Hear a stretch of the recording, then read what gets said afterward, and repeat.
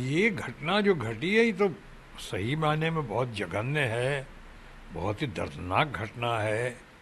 ये तो जो दोषी हैं उनको, जैसा ममता जी ने कहा है, कि पकड़ के उनको सख्त से सख्त सज़ा तक, उस अंजाम तक ले जाना है। ये डिटेरेंट ये नहीं होना चाहिए, कभी नहीं होना चाहिए, किसी कीमत पर नहीं होनी चाहिए। और इस तरह से हुआ है। ये सारे आप मेडिकल प्रोफेशंस को, सारे लोगों को आप एक डर का माहौल उनके सामने पेश कर देते हैं अगर ऐसा होता है तो, जो हुआ है पूरे देश में। लेकिन एक साथ साथ ये भी कहना चाहूँगा, एक तरफ इंक्वायरी चल रही है और हमें लगता है कि ये मैटर इसके लॉजिकल कंक्लूजन तक आ जाएगा अभी शनिवार रविवार तक। और जैसा ममता जी ने कहा है, जो देश की सर्वाधिक लोकप्रिय, कद्दावर, मैच्योर्ड और पॉपुलर लीडर हैं, उन्होंने कहा है कि अगर नहीं हुआ तो हम इसको सीबीआई में भी देने को तैयार हैं, हमें कोई आपत्ति नहीं है। लेकिन इसके साथ जुड़ा हुआ एक और कहना चाहता हूँ, भले ही बहुत जघन्य है, बहुत ही दर्दनाक घटना घटी है और हमें उनके परिवार के साथ, उन लोगों के, उनके डॉक्टर्स के साथ, उनके हॉस्पिटल के साथ, जो लोग उनके समर्थक और उनके साथ देते रहे, हम उनके साथ बहुत संवेदना और अपनी सहानुभूति और अपनी प्रार्थना अर्पित करते हैं। ये जो जघन्य है। लेकिन साथ में ये भी कहना चाहूँगा कि ये मेडिकल प्रोफेशन अभी भी चंद प्रोफेशन में है जिसको अभी बहुत लोग नोबल प्रोफेशन मानते हैं। अभी घटना जो घटी, भले ही कितनी जघन्य हो, दिल्ली में नहीं घटी है, वो घटी है कलकत्ता में। और सारे डॉक्टर्स का इस तरह से सड़क पे आ जाना, बहुत सारे डॉक्टर्स का, उस पर लगता है कि कल कहीं किसी पेशेंट को या किसी ज़रूरतमंद को अगर कल कोई मुसीबत हुई दिल्ली में, चाहे कुछ और भी ख़तरा पैदा हुआ बीमारी की वजह से, रोग की वजह से और डॉक्टर्स के नहीं मिलने की वजह से, तो क्या हमारे लोग उस अपने आप को माफ़ कर पाएंगे? उनका क्या कसूर है? वो पेशेंट, वो ज़रूरतमंद लोग जिनको ज़रूरत पड़ेगी है अन्य पूरे देश में, जबकि इंक्वायरी काम नहीं हो रहा होता, इंक्वायरी नहीं चल रही होती, कुछ लोग पकड़े नहीं जा रहे होते या किसी तरह की शिथिलता या सुस्ती नज़र आती सरकार में या समाज में, तब तो फिर भी मैं मान सकता था।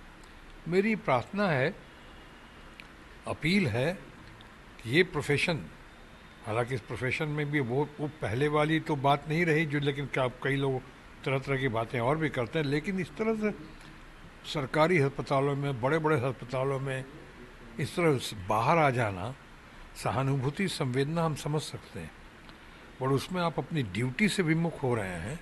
मैं अपील करना चाहूँगा कि इसको रिकन्सिडर करें, ऐसा ना हो। और दूसरा, मैं बंगाल की सरकार से, एक तो उनकी तत्परता के लिए उनको मैं उनकी सराहना करता हूँ, लेकिन साथ साथ प्रार्थना भी करता हूँ कि जल्द से जल्द ये, एक तो घटना ऐसी नहीं घटनी चाहिए, और जो घटना घटी है ये बहुत बड़ी घटना, क्या बोलूँ, ऐसी दुर्घटना है, इसकी जल्द से जल्द जांच पड़ताल करके केस को सॉलिड करते हुए इसको लॉजिकल कंक्लूजन ले जाएं, ताकि जो दोषी है और जो पकड़े गए हैं उनको इंक्वायरी के बाद वो सज़ा मिले जो कि बाकी लोग ऐसा करने से पहले, सोचने से भी पहले थर्रा जाए। बीजेपी इसको सरकारी हत्या बता रही है। बीजेपी का तो खैर काम ही है आजकल इन दोनों, किसी चीज़ में भी पॉलिटिक्स, हर चीज़ में पॉलिटिक्स है। कोई पॉलिटिक्स करने की बात है क्या?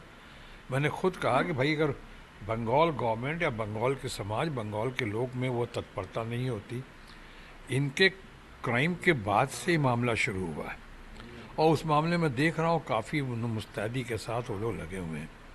थोड़ा मौका तो दो। सरकारी हत्या कैसे? अभी दिल्ली में एक माँ बेटी की हत्या होगी कल परसों में, क्या हम कहें कि बीजेपी हत्यारा है? अभी तो वैसे से कितने कांड हुए हैं, हमारे दोस्त लोग हैं बीजेपी में, देश में कहाँ कहाँ क्या क्या कांड नहीं हो जाते हैं। इसके लिए हम ये तो नहीं कहते हैं कि वो दोषी हैं, बीजेपी दोषी। हम सब बीजेपी को अपील करते हैं कि भाई जल्द से जल्द इस मामले का निपटारा करें, जल्द से जल्द देखें आगे ऐसा ना हो और दोषी पकड़े जाएं। बात ये भी हो रही है कि जो महिला अपने आप को प्रधानमंत्री की कैंडिडेट या उनकी पार्टी की तरफ से बताया जा रहा था, उनके यहाँ ऐसा हो रहा है, इस पर क्या कहेंगे? किस महिला का जिक्र कर रहे हैं? ममता बनर्जी का। होगा। कभी उन्होंने अपने आप को कभी नहीं कहा कि प्रधानमंत्री के उम्मीदवार हैं वो। ये आरोप ये लगा ज़रूर रहे हैं ये opposition लगा, के। अपोजिशन वाले तो करेंगे, उनके पास और कुछ कहने को नहीं है। अभी अभी मुंह की खाई है उन्होंने, अभी अभी मुंह की खाई है। जो नारा देते थे अब की बार 400 पार, और अब उसका पिछली बार नारा दिया अब की बार बंगाल में 200 पार।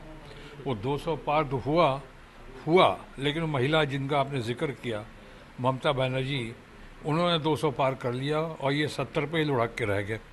और इस बार भी जो है, कह रहे थे बंगाल में 30 से ज़्यादा सीटें लेकर आएंगे। 30 तो छोड़िए, 19 संभालना मुश्किल हो गया। 18-19 थे, वो भी नहीं आ पाए। 11-12 में फैसला हो गया, लुढ़क गए। तो अब अपने फ्रस्ट्रेशन में, डेस्परेशन में अगर ऐसी बातें करते हैं, ऐसा नहीं कि प्रधानमंत्री बनने के काबिल नहीं है ममता जी। ममता जी ट्राइड, टेस्टेड, सक्सेसफुल हैं। ममता जी बहुत दमदार हैं, बहुत शानदार हैं, बहुत कमिटेड हैं। उनके अंदर स्ट्रगल, सेंस ऑफ स्ट्रगल है, उनके अंदर अचीवमेंट्स हैं। वो अपना कर जो कहती हैं तो कमिटमेंट, डिटर्मिनेशन के साथ करती हैं। उनके अंदर कॉन्फिडेंस है, और वो अपने सारे लोगों को सही मायनों में सबको एक साथ सर्व धर्म समभाव के साथ ले चलने की उनके अंदर क्षमता है, मादा है।